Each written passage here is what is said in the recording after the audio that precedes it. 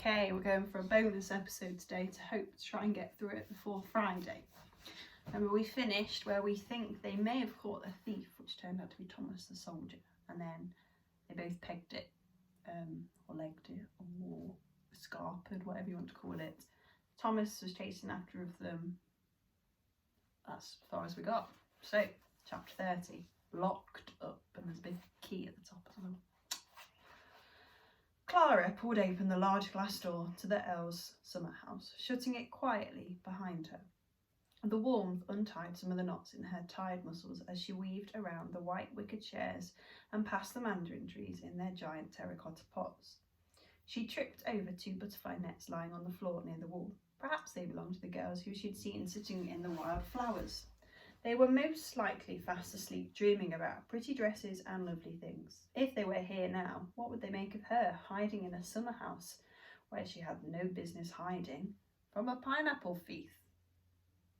Huddling behind the largest of the pot trees, Clara watched the moonlight hit the chandelier above her, which was throwing beads of light along the walls, and listened to the distant rifle of gunfire. Her brain was a mess of thoughts, like a baby's scribbled drawing. Will was right. Thomas had been taking the fruit, but did Mrs. Gilbert know? And where was Will now?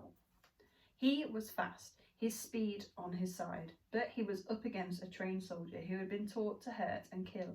If Thomas did catch Will, would he be held captive and bound so that he could not yell for help? Clara dragged in a deep breath of citrusy air. She leaned forward and stroked a leaf on the mandarin tree. The tree did not have as many fruits as those in the hothouse. Maybe they did not grow so well in here.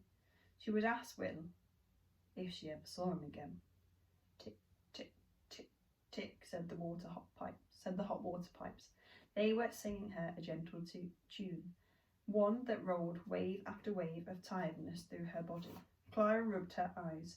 She would check the boiler house in a couple of hours, just before dawn, to see if Will had returned. Until then, she needed to stay hidden out of sight, in case Thomas returned. This is later on again. Clara!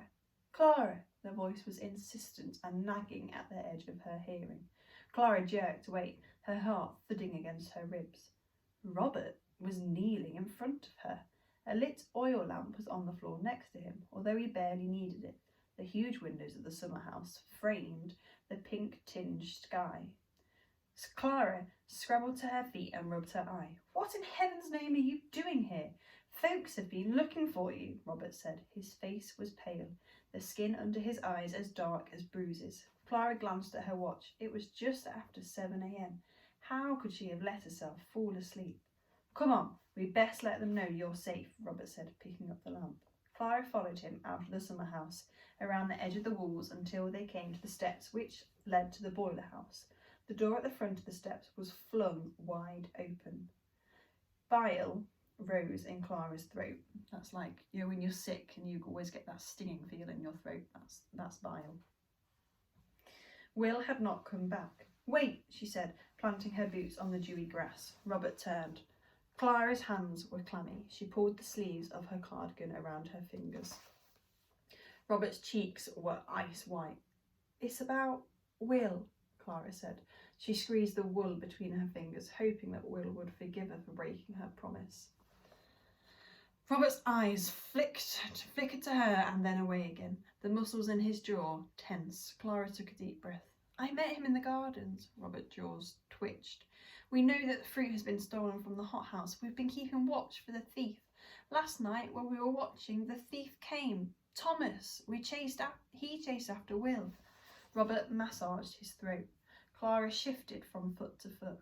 Why wasn't he leaping about, his eyes widening in horror? She glanced again at the entrance of the boiler house. Robert's eyes followed hers. I don't think Will came back to the boiler house last night. I think Thomas caught him. Maybe he's keeping him somewhere. He's been caught, all right, Robert said with a sniff, pushing his glasses up his nose.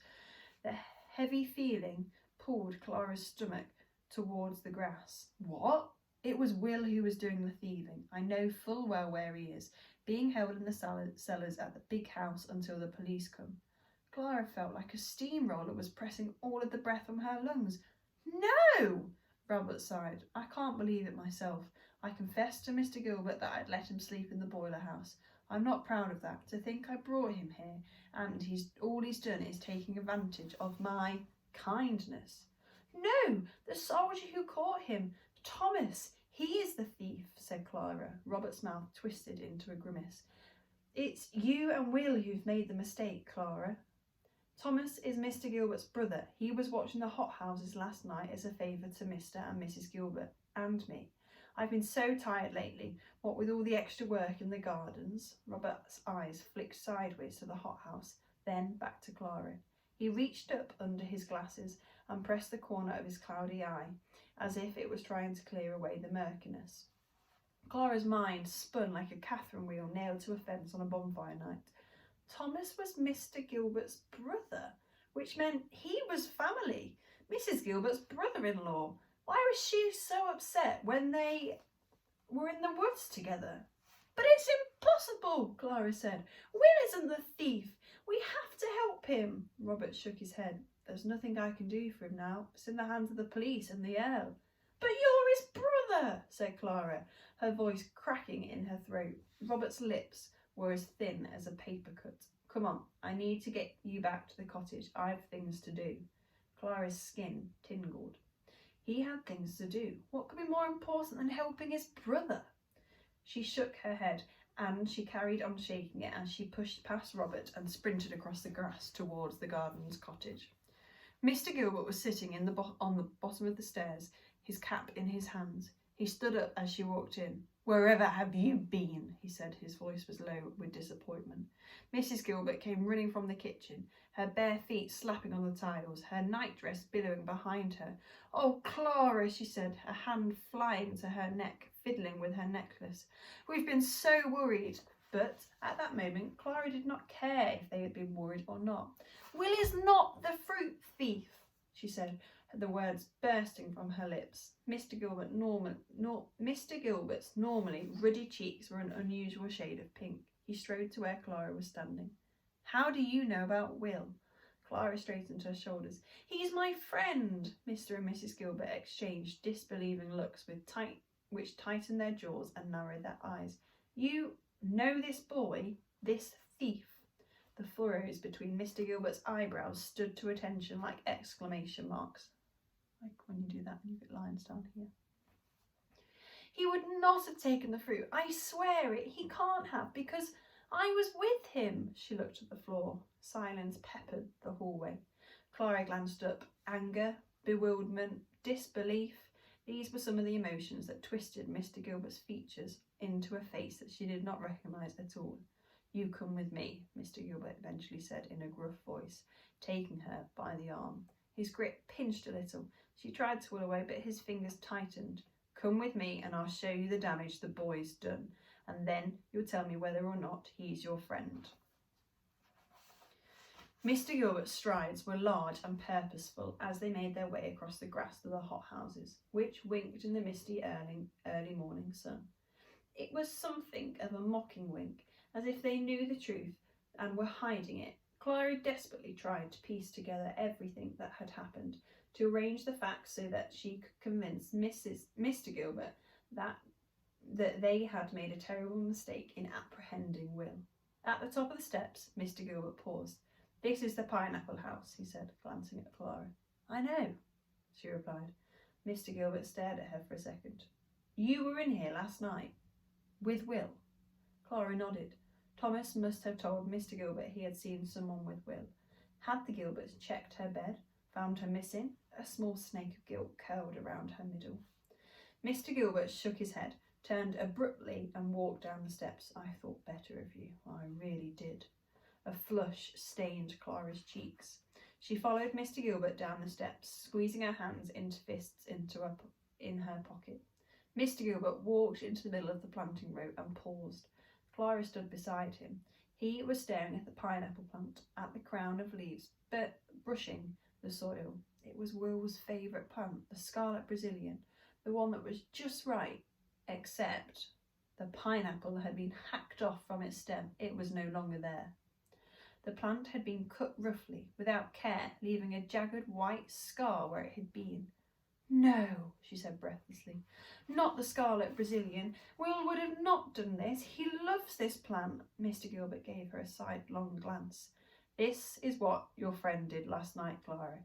His tone sent a chill down her back. "No," Clara said again. Her voice was small and seemed not to belong to hers at all. "We were watching for the thief last night. We've been watching every night." Mr. Gilbert's eyes widened like overfilled balloons.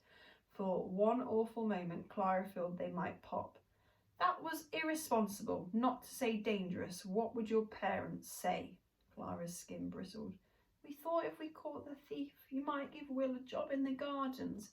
He's good, Mr. Gilbert. He knows so much about plants and how they grow. He draws them in his notebooks. If only you would look at it." "I've seen it," Mr. Gilbert interrupted with a grim tone.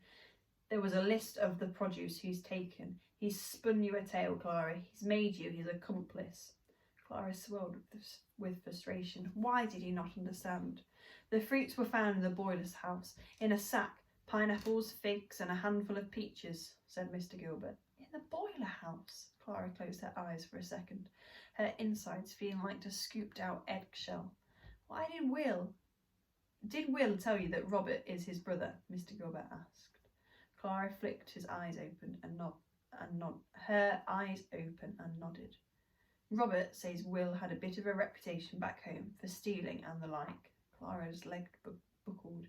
She stared at Mr. Gilbert. She stared at the sorry-looking pineapple stalk. Was this true? Had Will pulled the wool over her eyes, led her to believe that he was something he wasn't? She remembered his eyes as he spoke about the fruits, his tears as he buried his father's possessions.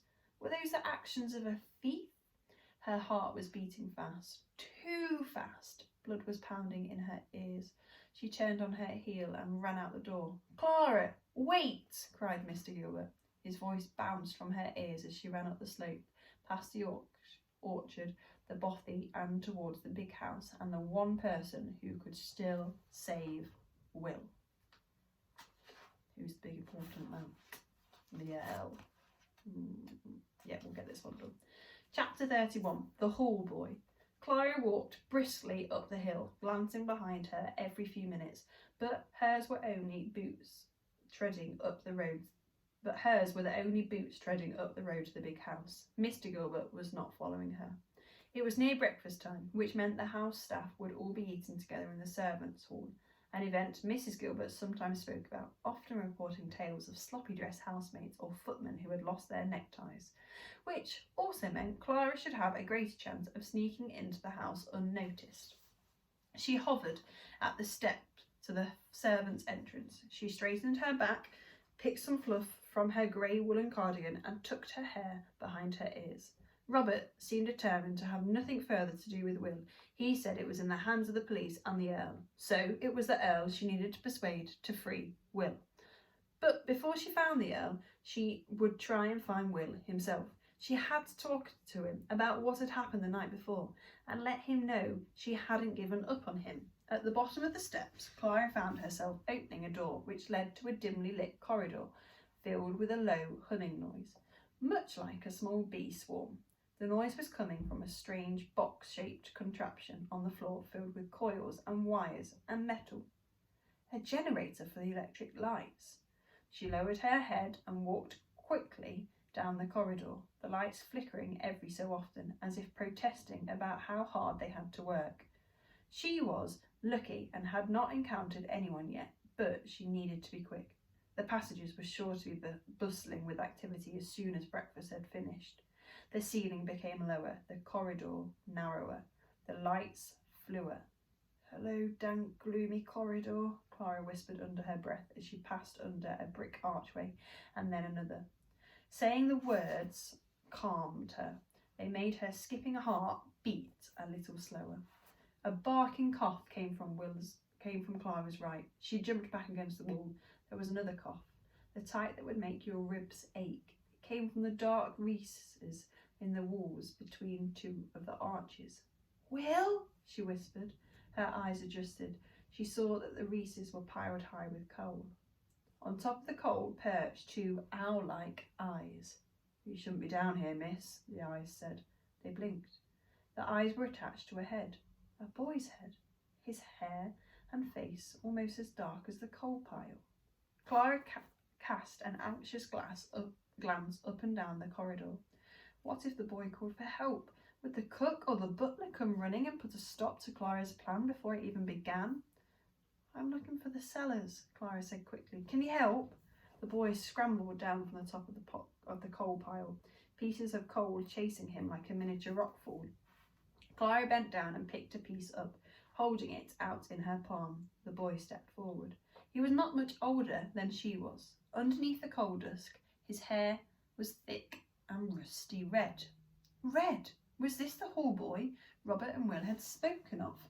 The boy took the coal from Clara's outstretched hand, threw it onto the pile behind him, and wiped his hands on his trousers. Although, as far as Clara could see, that would only serve to make them dirtier still. "My friend is being held in the cellars. I need to speak with him. It's jolly urgent," Clara said. The boy's eyes narrowed. He glanced down the corridor, then back at Clara. Did he not know how to talk? He coughed again. His eyes watered. Clara pulled her handkerchief from the pocket and offered it to him. "Thank you, miss, but I was staying it." Clara pushed it into his hand. "Take it, and please call me Clara. You're Red, aren't you?" He nodded, staring at the small embroidered daisy on the left-hand corner of the handkerchief. He rubbed his eyes and cheeks, streaking the white cloth with black. Beneath the dust, Red's cheeks were almost translucent, like a creature who lived mostly underground. He offered Clara the dirty handkerchief. No, you keep it," she said, giving him a quick smile. Women's voices drifted down the corridor. They were getting closer. Red scrabbled around the last pieces of falling coal and hurled them onto the pile. He gave Clara a quick push, and she suddenly found her stomach pressed against the wall, her back to the coal pile. Red looked at Clara and put a finger on his lips. Clara felt her right eyelid twitch. Fear wobbled her knees. What would the women do if they caught her lurking in the depths of the Earl's house? Would she be locked in the cellars with Will, an image of her mother and father's shocked eyes when they heard about her recklessness sprang into her head? She would be able to cope with their crossness, but their disappointment would be so hard to bear. "I can't stop thinking about the blasted Zeppelin that drifted the course over the Norfolk coast last week," the woman's voice said. "Scares the living daylight out of me, they do," said another voice. Clara held her breath. They were so close she could hear them breathing. "Have you seen pictures of the bombs? Huge big things like bells. You'd be flattened if one of them got you." The voices grew muffled as they walked away. Clara's heart was beating hard against her ribs. "It's clear," Red whispered. Clara crunched over the coals, her boots slipping and sliding. Red's forehead furrowed. "Oh," he said with dismay. Clara followed his gaze to the collar of her dress and her cardigan. They were smudged with dust, as if she had rolled in the coal like a dog. As was her apron, as were her hands. "Can you show me where the cellars are?" Clara asked quickly, pushing the thoughts of Mrs. Gilbert's reaction of her clothes away. Red glanced nervously up and down the corridor. "This is important. My friend Will has been accused of stealing. Please help me. Red, I must talk to him before I speak with the Earl." Red's eyes widened. He jammed his hands into his pockets and shook his head, pressing his lips together tight. Clara stared at him. Would Red help her? And if he didn't, what on earth should she do next? And we're leaving it there. See you next time.